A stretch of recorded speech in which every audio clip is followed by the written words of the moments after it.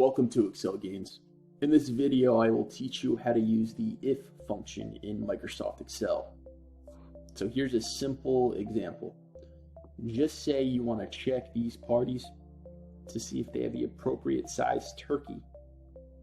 So as a general rule of thumb, on Thanksgiving, you should have 1 pound of turkey per adult. So a quick if formula will help us highlight if they planned accordingly.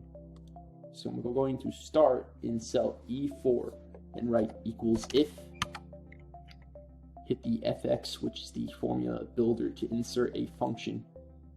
And the first part of the formula is the logical test, which I'm going to click the number of guests, C4, and write less than or equal to D4. So if guests are less than turkey, number of guests is less than the pound turkey, then we are happy. And if not, we're going hungry. So you can write any text you want here for value if true, value if false, against the logical test. So as you can see, the Miller family and the Williams family are going to go hungry this Thanksgiving. To take this one step further, I'm going to apply a conditional formatting rule to highlight hungry families in red.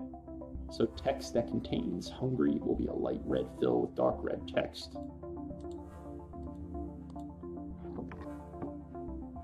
So that's a quick example of how to use the if function in Microsoft Excel.